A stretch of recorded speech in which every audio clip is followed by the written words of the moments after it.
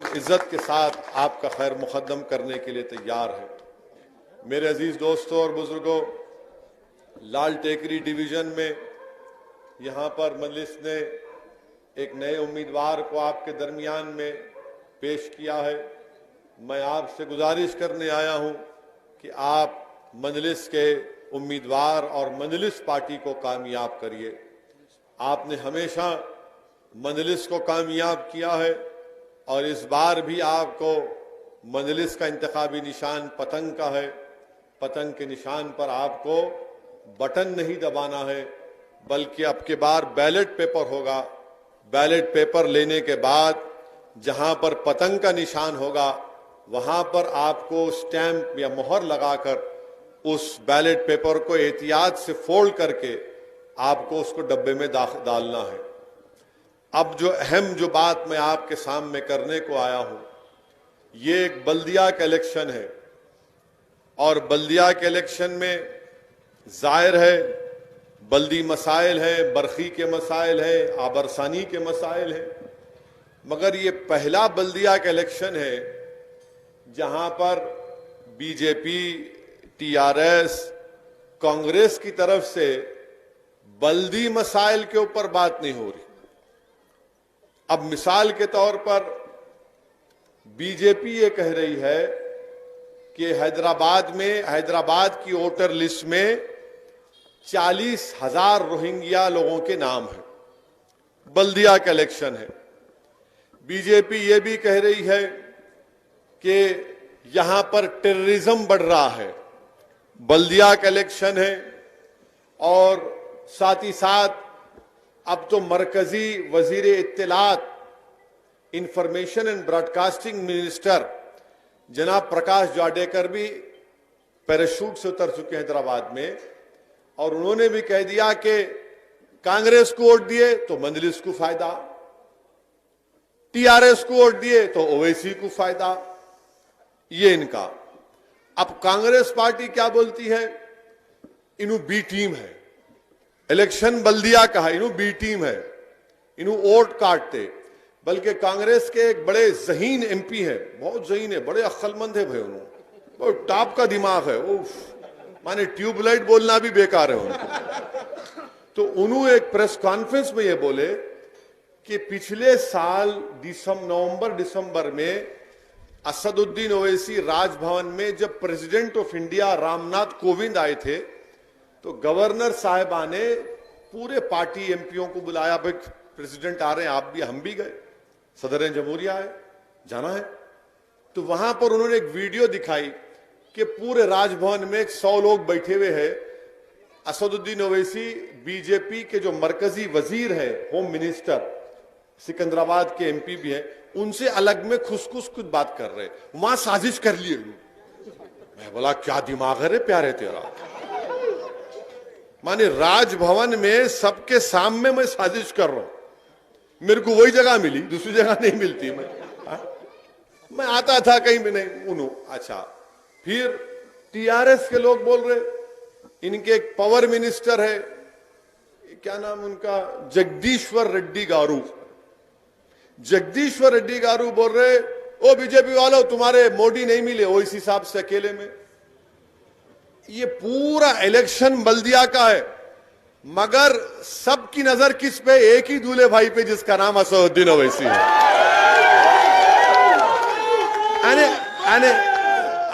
अजीब बात है।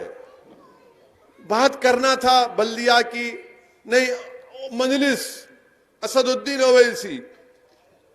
अरे पावर मिनिस्टर साहब, आप ये बोल देना था कि लॉकडाउन के 3 महीने में, जो अप्रैल मई जून में लॉकडाउन में जो लाइट का बिल आया, और ये पूरी आवाम मेरी बात से मुत्तफिक होंगी, मैं उनसे बोला भी कि आप एक काम करो, जो लॉकडाउन में हमारे घर में जो बिल आया वो पहले से ज्यादा आया। 3,000 का बिल 15,000 आया नहीं आया? जहां 2,000 था वहां 15,000 आया। मैं बोला भाई साहब एक 100 यूनिट माफ कर दो 3 महीने के, 3 महीने के एक महीने के 300 यूनिट, 3 महीने के 300 यूनिट माफ करो। नहीं पावर मिनिस्टर है तो उनको फिक्र है, असदुद्दीन ओवैसी मोदी से अकेले मिले। अरे मैं उम्र हो गई, अब मैं नहीं कर सकता, और एक बस है, एक मैं परेशान हूं। ये दरियाफ्ती की उम्र नहीं है ना। लाइट व्हाइट बाल भी आ गए, देखो आप, इसका तो ख्याल करो। हर हमारे पीछे पड़े हुए हैं। अब हम एक की पीठ पकड़ लिए तो छोड़ते नहीं, याद रखो। फिर अब इनको नहीं मालूम एक की पीठ का मतलब क्या, हैदराबादियों की मालूम, एक की पीठ। हाँ, अब बीजेपी वाले ने इनको वोट दिए तो इनको फायदा, उनको वोट दिए तो उनको फायदा। अरे तुम दो ना कर दो, मेरे को फायदा होगा इंशाअल्लाह होगा। इनको वोट दिया। अरे बीजेपी वालों, ये बताओ आप 2019 से लेकर 2020 नवंबर तक आपकी हुकूमत ने तेलंगाना और हैदराबाद की तरक्की के लिए मिनिस्ट्री ऑफ अर्बन अफेयर्स के तहत आपने हैदराबाद की तरक्की के लिए कितना पैसा दिया? हैदराबाद में सैलाब आया था, बहुत से जगहों पर सैलाब आया, बारिश आई, कई लोगों के हजारों की तादाद में घर का सामान खराब हुआ, बर्बाद हुआ, लोगों की जानें गई। मरकजी टीम आई, कब आई? जब पानी पूरा उतर गया था। खैर आए हाफिज बाबा नगर के पास। मैं उस टीम को रोककर, मैं उस टीम के ऑफिसरों को बुला के, जरा रोकिए गाड़ी। अरे हम जाना है, मतलब नहीं जा सकते, ठहरो जरा, उतरो, बात करना है दूल्हे भाई से, उतरो जरा। तो खैर उन्होंने बड़ी मुश्किल से, क्या है बोले। मैं बोला देखिए, गवर्नमेंट का जियो है, अगर गवर्नमेंट ऑफ इंडिया यानी बीजेपी की सरकार तेलंगाना में, हैदराबाद में जो सैलाब से बर्बादी आई, अगर आप इनको फाइनेंशियल हेल्प करेंगे तो गवर्नमेंट के जियो में क्या लिखा हुआ है कि अगर किसी के घर में पानी आया, पार्शली डैमेज हुआ, तो 25% या 20% स्टेट गवर्नमेंट, बाकी गवर्नमेंट ऑफ इंडिया। तो अब ये 10,000 रुपये जो मिले आपको, उसमें एक एक घर को कम से कम 80,000 से 1 लाख मिलना था, तो बीजेपी वाले नहीं दिए। अगर बीजेपी पैसे दे देती तो जो गरीबों का नुकसान हुआ, जो 10,000 उनको मिले, उनको एक एक को 80,000 1 लाख मिलते। अब जब हम ये बात कर रहे तो उन्होंने बोल रहे नहीं, दूल्हे भाई का जिक्र करेंगे, 80,000 की बात मत करो।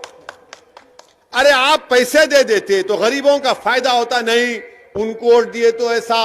अरे भाई, रोहिंग्या अगर हैदराबाद में है तो फिर अमित शाह क्या कर रहे, होम मिनिस्ट्री क्या कर रही, इंटेलिजेंस ब्यूरो क्या कर रहा? निकालो उनको। हम क्या रोक रहे हैं उनको? हमारे को क्या करना है? नहीं वोटर, अच्छा वोटर लिस्ट में तो बताओ, वोटर लिस्ट चलो निकालो, एक 100 नाम दिखाओ हमारे को इलेक्शन होने तक। मैं चैलेंज कर रहा हूं, 100 नाम दिखाओ तुम, चलो। वो भी नहीं दिखाते। अच्छा वोटर लिस्ट मैं दारुसलाम में बैठ के बनाता हूं। अब बोलो, दिमाग देखो प्यारों का, क्यों? ट्यूबलाइट भी बोलना बेकार है लोगों को, थम्स अप भी नहीं बोल सकते उनको। वोटर लिस्ट मैं बनाता हूं, वोटर लिस्ट आप बनाते हो, voter list election commission of India बनाता है, voter list state election commission बना। नहीं 40,000, अरे निकालो ना, 1,000 नाम तो दिखाओ। मगर मकसद क्या है कि यहां पर हिंदुओं और मुसलमानों में नफरत पैदा हो जाना, और यह डर पैदा, रोहिंग्या अगर कहां है? हां रोहिंग्या है, उनको government of India, United nation मिलकर एक कार्ड दिए, कार्ड, वो कार्ड पे उनका आपका रिकॉर्ड है। कोई एक गलती करता पकड़ो को रोक रहे आपको, मगर नहीं 40,000 यहां पे है, और उन्होंने ऐसा कर रहे, इन्हों ऐसा कर। अने बल्दिया इलेक्शन है, पूरा गायब। बहस क्या हो रही? असदुद्दीन ओवैसी, मजलिस इत्तेहादुल मुस्लिमीन, टीआरएस भी बोल दिए कि हमारा इनसे अलायंस नहीं है। अरे आपके पास कौन गया था भाई? आपको ना, हमारे को भी नहीं होना, जाओ लड़ो, हम भी लड़ते तुम्हारे से। हम सारे हिंदुस्तान में जाके लड़ रहे, सिर्फ हैदराबाद में नहीं, बिहार में जाके लड़ रहे, उत्तर प्रदेश में जाके मुकाबला कर रहे, कर्नाटका में कर रहे, बंगाल को जाएंगे। नहीं हमारे से नहीं, नहीं जाओ, नो क्या है, कोई बात है? नहीं नहीं, लड़ते लड़ो, तड़ते कहां, ऐसा लड़ते लड़ते लड़ो, जो जगह बोले तैयार है अपन। कहां लड़ते बोलो आप? वो गया जमाना, आप वो गया जमाना, डराना, डराना गया जमाना, भूल जाओ आप। हमारे से नहीं है जाओ देंगे ठेंगा ठेंगा कट्टी कट्टी जाओ देखेंगे क्या होता है हमारे से। अच्छा आप देखो, अरे अरे सुनो यारो, अरे ठहरो जरा, तुम्हारे को भी अब अरे सनोबर है, आ गए तुम, तुम्हारे को टिकट नहीं दे तुम नारे मार रहे, हाँ मुंह को नहीं लगना हमारे, हाँ हाँ तो अल्लाह ने अरे क्या करना नहीं है क्या करना है ना को रखो। वो कौन पीछे पड़े है? क्या कोई शादी करे थे क्या वादा करेंगे खर्जा देने? सियासत है, सियासत है, आपको नहीं होना हमारे को भी नहीं होना। हम क्या बोल रहे हैं? हमारे को क्या करना है? हमारे में मजलिस में अल्हम्दुलिल्लाह इतनी ताकत है कि सियासी जो प्लेटफॉर्म बनाते ना उसको हिला कर रख देते हम। ये अल्लाह ने इतनी ताकत दी है। अब बार बार पूरा मेरे से आज मीडिया वाले रगड़ा में दौरा कर रहा था, यही बोले इन्हों ऐसा बोले आपके बारे में, इन्हों ऐसा बोले, इन्हों ऐसा बोले, इन्हों ऐसा बोले। अब मैं सोच रहा था क्या बोलूं, तो अचानक माशाल्लाह दिमाग में 3 मार शुरू हो गया। तो मैं बोला देखो हैदराबाद में कहावत है, गरीब की जोरू सबकी भाभी कहते है ही नहीं है, है नहीं। वो क्या है मैं लाओ जाके समझो, अब नहीं बस आप हर चीज पर नहीं समझा सकते। ये क्या है? बोला यही है, गरीब की जोरू सबकी भाभी। अरे कुछ इलेक्शन हो रहा, अच्छा बीजेपी वाले वो निकाले इलेक्शन मैनिफेस्टो, उस इलेक्शन मैनिफेस्टो में तो मजा आ गया। कैसा मजा आया? मोदी की फोटो नहीं है, दूल्हे भाई की फोटो है यार। अब बताओ आप, हैदराबाद के 150 सीट है मगर फोटो किसकी असउद्दीन ओवैसी की, और वो भी कैसी? टोपी पहन के दाढ़ी की फोटो।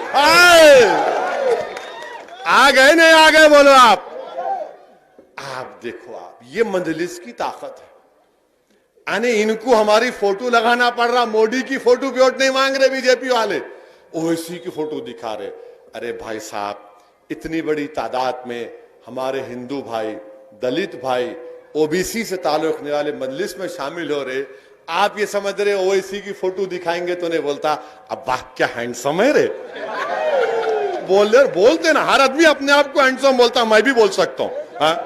तो मेरी अम्मा है, फिर घर में हमारे और एक है, उन्हें बोलेंगे तुम क्यों नहीं बोले, तो बोलना पड़ता, मगर देख के बोलेंगे अरे वाह इन्हें अच्छा ही दिख रहा है, इन्हें गुड लुकिंग नॉट बैड। और हो सकता है कि फोटो पे भी वोट मिल जाए इंशाअल्लाह होता है। तो ये इलेक्शन को एक तमाशा बना के रख दिए, एक तमाशा बना के रख दिए, ये नहीं वो नहीं। अरे बल्दिया का इलेक्शन है, मगर बल्दिया के इलेक्शन में तमाम मुद्दे, हाँ लाल टेकरी वार्ड में काम हुए हैं, कामों की फेरिस्त है, यकीनन काम होना है, तकालीफ भी हुई, और तकालीफ दोबारा आपको नहीं होंगी, मैं आपसे वादा कर रहा हूं इंशाअल्लाह ताला वो तकालीफ नहीं होंगी। जो तकालीफ हुई मुझे पूरी इंफॉर्मेशन है उसकी, और इंशाअल्लाह ताला वो तकालीफ आपको नहीं होने देंगे। और इंशाअल्लाह ताला हम आपके सामने एक बेहतरीन उम्मीदवार को लाए हैं। मेरी आपसे गुजारिश है कि आप अपना एक एक वोट का सही इस्तेमाल करिए, वोट को जाये होने से बचाइए। और ये बल्दिया का इलेक्शन इसलिए इंपॉर्टेंट है, ये सिर्फ लाइट मोरी नल का नहीं है, यकीनन ये रुकने बल्दिया की जिम्मेदारी है, मगर वोट हासिल करने का मकसद इलेक्शन जीतना भी है, मगर वोट हासिल करने का एक मकसद यह भी है कि यकजहती पैदा हो, ब्रदरहुड जिसको अंग्रेजी में कहते, ब्रदरहुड पैदा हो। और इसकी मिसाल क्या है कि मजलिस पर इल्जाम लगाते कि मजलिस फिरका परस्त पार्टी है, कम्युनल पार्टी है। जो मजलिस पर इल्जाम लगा रहे, मैं उनसे पूछ रहा हूं, बताओ 6 साल से जब से तेलंगाना बना अल्हम्दुलिल्लाह शहर हैदराबाद में कोई कम्युनल राइट नहीं हुआ, कोई गड़बड़ नहीं हुई। क्या इसका क्रेडिट थोड़ा तो कुंचम मजलिस को नहीं देंगे यार? थोड़ा तो दो, हम तो है ना। और मैं आपको याद दिला रहा हूं, मैं आपको याद दिला रहा हूं, अपनी अना की तस्कीन के लिए नहीं कह रहा हूं। 2008 में जब मरहूम कायद सालार मिल्लत का इंतकाल हुआ था, इसी चिंतल बस्ती में हिंदू और मुसलमानों में झगड़ा हुआ था रात में। 2008 आज से 12 साल पहले मैं अपने वालिद की तदफीन के बाद अपने घर में बैठा हुआ था। रमजान का महीना था, शायद चांद रात थी। उस वक्त कुछ टेंशन हो गया था चिंतल बस्ती में, तो मेरे को फोन आया। मौजम नाब एमएलए थे, यहां के आपके जिम्मेदारों ने फोन करके कहा कि असद साहब जरा इमरजेंसी है। मैंने कहा बोलिए। बोले ऐसा वाकया हो रहा, जरा आप आ जाओ। मैं 1 मिनट भी नहीं सोचा, अपनी मां के पास बैठा था और कहा था, हमारी मां ने कहा कि जाओ। मैं दौड़ता हुआ आपके दरमियान में आया। उस वक्त टास्क फोर्स में एक ऑफिसर थे, कमलासन रेड्डी थे। उनके साथ बैठ के हम हमारे हिंदू भाइयों से बात किए, मुसलमानों से बात किए। बात तो ज्यादा गड़बड़ हो गई थी, खत्म कराए 3-4 घंटे तक। अरे उस वक्त भी हम दौड़ते हुए आए और ये इल्जाम लगाते, अरे दारुसलाम को आके देखो कभी। दारुसलाम वाहिद सियासी दफ्तर है जो सिवाय जुमे के हफ्ते का 6 दिन खुला रहता है। टीआरएस का, टीडीपी का, टीडीपी तो बुझ गई, टीआरएस है, कांग्रेस है, ये भी चले जाते, और बीजेपी है। इनका दफ्तर कब एक्टिव होता? इलेक्शन का जब सीजन आता, लबा बाजा बजरा उसका इलेक्शन खत्म हुआ, ऐसा दिखता वीरान खंडर होगा। मजलिस का जो दफ्तर है साल के 12 महीने खुला है। वहां पर कोई भी राजमोहन का नाम लेकर आ सकता है या नहीं भी लेकर आ सकता, तो किसी से पूछा नहीं जाता कि तुम्हारा नाम क्या है। उन्हें आते आकर बोलते हमारा काम है, काम करो। हम कोशिश करते हैं उसका काम करने की। हर मजहब के लोग सीधा अंदर आ जाते। एमएलए बैठे, कॉर्पोरेटर बैठे, और कॉर्पोरेटर का काम क्या है? दारुसलाम को आए तो रजिस्टर में साइन करना पड़ता। मैं आया यहां पे 15 दिन में 1 मरतबा, मैं देखता हूं कितने मरतबा दारुसलाम को आए। ये काम मजलिस करती है, इसीलिए मजलिस को कामयाबी मिलती है। हां, गलतियां भी हैं, नुक्स भी है, उसको दूर करना है। मगर ये जो सिस्टम मरहूम कायद सालार ने पैदा किया, उसको शुरुआत की, उसको हमको लेके आगे बढ़ना है, उसको मजबूत करना है। और जो लोग मजलिस पार्टी पे इल्जाम लगाते, मजलिस फिरका परस्त है, मजलिस फुला है, अरे भाई साहब, हम बिहार को जाकर, बिहार में वहां पर 5 असेंबली सीट पर कामयाबी हासिल कर लिए। जितना जब इलेक्शन हो रहा था तो कांग्रेस पार्टी के लोग बोल रहे थे इन वोट कटवा है, वोट कटवा है। अरे मैं बोला भाई साहब, ये कटवा क्या है? ये नहीं, वोट काटते आप। बोला किसका वोट काटते? नहीं, आप बीजेपी को फायदा पहुंचाते। इतना इल्जाम हर जगह पे। अच्छा, हद तो यह हो गई कि राहुल गांधी का जलसा हुआ तो राहुल गांधी तकरीर में क्या बोल रहे मालूम आप? ये कौन बाहर वाला आया जो हेलीकॉप्टर में उड़ रहा है? क्यों, क्या आपके खानदान वाले उड़ेंगे हेलीकॉप्टर में? हमने उड़ना? अरे उड़ते बाबा, बहुत उड़ेंगे इंशाअल्लाह ताला, तुम्हारे सामने उड़ेंगे। मैं उन्हों कैसा उतर रहे, उन्हों कैसा उड़ रहे। ये इनका मिजाज है कि कौन है लोग जो हमारे सामने खड़े हो रहे हैं, कौन है लोग जो हमको हमारी आंखों में आंखें डालकर मजलूम अवाम की आवाज बनकर उनके हक का मुतालबा कर रहे हैं। इनको ये पसंद नहीं है, इनको उड़ने वाला पसंद नहीं है, इनको दौड़ने वाला पसंद नहीं है। ये कैसा? मेरे को एक कांग्रेसी बोले, रे क्यों आया हैदराबाद से बिहार? मला क्यों, आपकी अम्मा के जहेज में आया क्या? बोले ये क्या जबान है? मेला जबान ऐसी होती, जबान ऐसी होंगी, जवाब भी ऐसी होगा। तुम सवाल करेंगे तो सवाल का जवाब एंड 3 टाइम मिलेगा आपको। अरे आप बताओ, हम 5 साल पहले गए, 5 सीट लड़े, 4 पे जमानत जब्त, 1 पे जमानत बचाए। 5 साल मेहनत किए, खूब मेहनत किए। साल में 2 मरतबा मैं जाता था बिहार को, वहां पर काम किया। आज बिहार की सीमांचल जो बिहार का इलाका है, पूरे हिंदुस्तान का सबसे बैकवर्ड एरिया, सबसे बैकवर्ड एरिया। अगर आप वहां जाएंगे बास गांव में, बच्चों के जिस्म पर कपड़े नहीं दिखेंगे आपको। 2020 इंडिया में हम रह रहे हैं। भारत को आजाद होकर 70 साल हो चुके हैं और बच्चों के जिस्म पर कपड़ा नहीं है। बच्चों के जिस्म पर कपड़ा नहीं है। हमारे पास बारिश आई, एक उसमें कई घरों में लोगों का नुकसान हुआ। आपको मालूम, हर साल सीमांचल के इलाकों में बारिश आती, 2-2 महीने लोग अपने घर को छोड़ के दूसरी जगह रहे थे। 2-2 महीने। यही चीज को महसूस किया। मैं गया था वहां पर। मैं गया कि अब 5 साल पहले जाकर मैंने कहा कि इसके लड़ाई लड़ेंगे हम, तो मेरे जुमले पर लोग हंसते थे। आप हैदराबाद से आके सीमांचल जिंदाबाद बात कर रहे। मैंने कहा बाबू आप नहीं जानते, मंजलिस की जो शुरुआत हुई थी, मैं नौजवानों को बताना चाह रहा हूं कि जिसको अंग्रेजी में कहते ना कि हम्बल बिगिनिंग्स, शाइस्ता शुरुआत थी, छोटी शुरुआत थी। मंजलिस बिल्कुल हम्बल बिगिनिंग से शुरू हुई थी और म्युनिसिपल इलेक्शन ही था। 1900 मेरे ख्याल से 1960 का म्युनिसिपल इलेक्शन था, जब मंजलिस पार्टी की 18 या 24 कॉर्पोरेटर जीते, जिसमें से 5 नॉन मुस्लिम थे। 1960 में।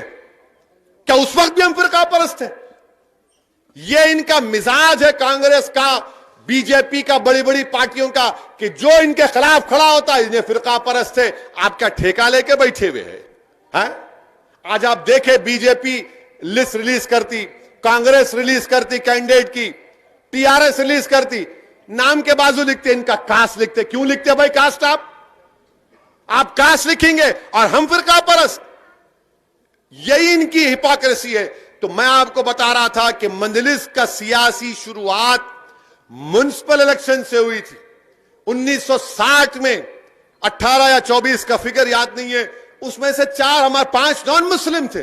तो रातों रात कांग्रेस पार्टी ने क्या किया, मंजलिस बड़ी पार्टी बन गई, मेयर ने बनना, तो हैदराबाद सिकंदराबाद को मिला दी। हैदराबाद की बल्दिया अलग थी, सिकंदराबाद की अलग थी। रातों रात हैदराबाद और सिकंदराबाद की बल्दिया को मिला दिए।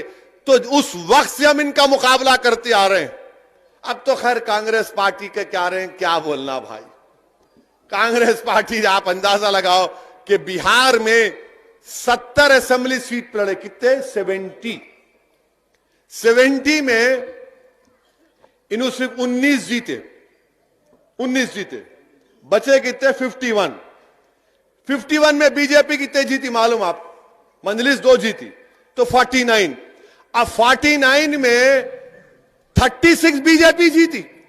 उसका जिक्र नहीं करेंगे ना, वो ऐसी जाके काट दिए। अरे क्या है बाबा, मैं क्या छोटा बच्चा हूं तुम्हारे? स्कूल में कभी आप, मैं भी स्कूल में गया था, तो बच्चे लड़ते ना स्कूल में, एक बच्चा जरा थोड़ा तगड़ा रहता, चॉकलेट ले खा लेता, मम्मी मेरा चॉकलेट ले लिए, पैसा रो रहे नु। 36 सीट्स पे 36 सीट पर बीजेपी जीत गई। आप उसकी बात नहीं करेंगे।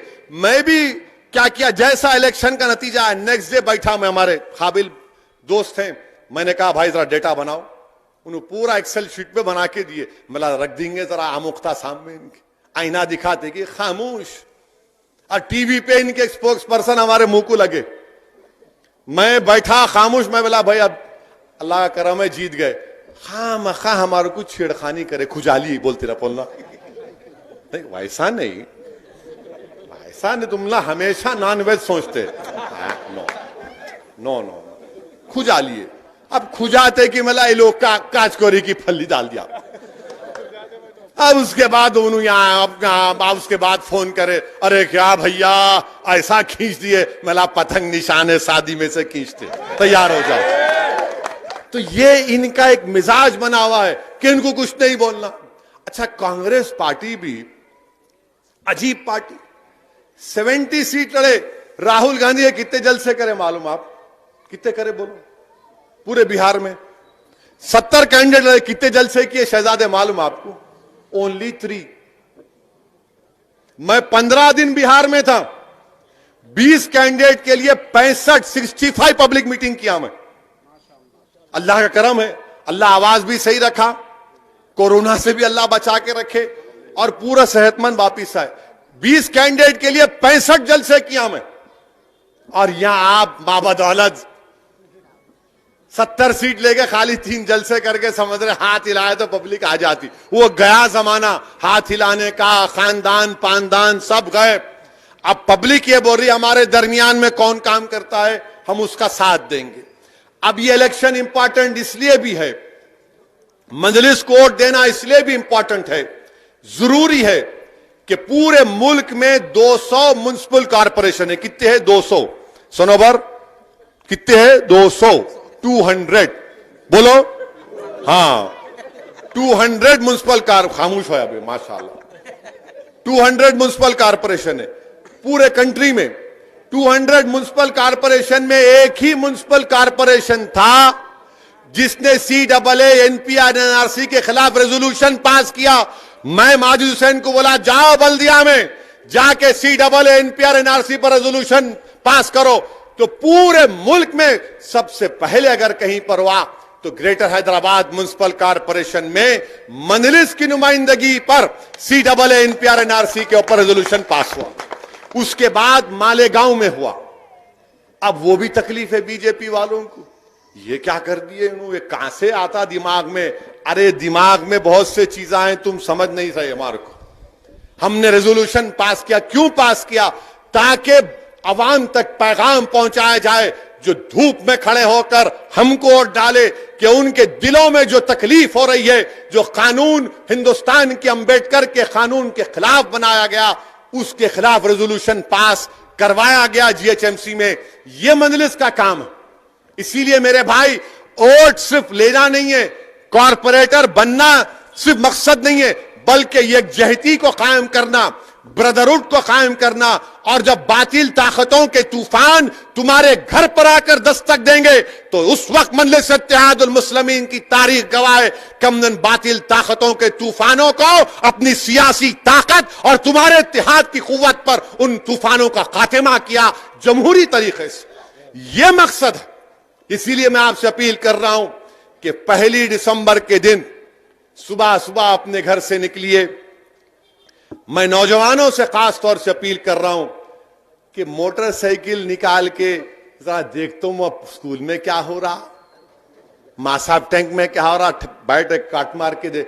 नहीं मेरे भाई, मोटरसाइकिल या गाड़ी निकालिए, पहले अपने माँ बाप को, अपनी अहलिया को, अपने घर वालों को लेकर जाइए। उनका वोट दिलाने के बाद जब निकलो, आप जाके निकलो। और जब पोलिंग बूथ को जाएंगे आप तो बैलेट पेपर होगा। बैलेट पेपर में आप जहां पे पतंग दिखेगा, मोर उठाइए, ठपाटप ठपाटप ठपाटप ठपाटप ठपाटप ठपाटप मारते, और ऐसा मारना है कि शादी में से डाल के खींच खींचे खींचे खींच खींच साफ पूरा मैदान। अब आपसे नौजवानों से भी गुजारिश है, जरा मेरे भड़काओ भाषण को जरा उस पे डालो, किस पे? व्हाट्सएप पे। वो फेसबुक फसाद बुक है, फेसबुक नहीं है, वो फसाद बुक उसका नाम। फिर उसके बाद आपका ट्विटर, स्नैपचैट भी है। अरे क्या क्या नाम बोले अब्बा, क्या बोला देखो जरा। हाँ हाँ वही इंस्टाग्राम। हाँ तुम है इंस्टाग्राम पे? हाँ अम्मा, देखना पड़ेगा क्या क्या कारनामे कर रहे तुम। हाँ उफ, बहुत तेज है भाई। तो बहरहाल ये में मकसद क्या है कि अपना पैगाम पहुंचे। आप वो कर सकते, हमारी मदद कर सकते, सबसे अपील करिए। और ये पूरे आपके इस मोहल्ले में, इस गार्ड में एक एक हमारे बुजुर्गों से, हमारी इज्जतदार माँ और बहनों से मेरी पुरजोर अपील है, गुजारिश है कि आप अपना वोट इस्तेमाल करिए, पतंग के निशान पर अपनी पार्टी को कामयाब करिए। हमको अपने शहर को बचाना है, अपने शहर के अमन को और मजबूत करना है। ये आपका हैदराबाद है, ये मेरा हैदराबाद है, ये हम सब का हैदराबाद है, ये हमारी पहचान है, ये हमारा एक कल्चरल का सिंबल है ये। और सही मानों में अगर पूरे मुल्क में अगर कहीं गंगा जमुनी तहजीब या मुल्क की डाइवर्सिटी, मुल्क का प्लुरलिज्म कहीं पर दिखता है तो सरजमीन हैदराबाद पर नजर आता है। इसीलिए आप तमाम से मेरी गुजारिश है कि अपना एक एक वोट का इस्तेमाल करिए, मजलिस पार्टी को कामयाब करिए। यह समझिए कि आप कैंडिडेट हैं, आपको अपने आप को कामयाब करना है, अपनी पार्टी को कामयाब करिए। यही चंद गुजारिशात मुझे आप तक कहना था। मुझे एक और मीटिंग में जाना है, इसलिए आपसे रुखसत होता हूं। वाखिर दामन अल्हम्दुलिल्लाहि रब्बिल आलमीन। अस्सलाम वालेकुम। सदर मोहतरम के खिताब के बाद आज का ये इंतखाबी जलसा इख्तिताम की मंजिल पर पहुंचा। मीम न्यूज़ वेब की ताज़ा तरीन खबरों के लिए लाइक करें, सब्सक्राइब करें हमारा यूट्यूब चैनल।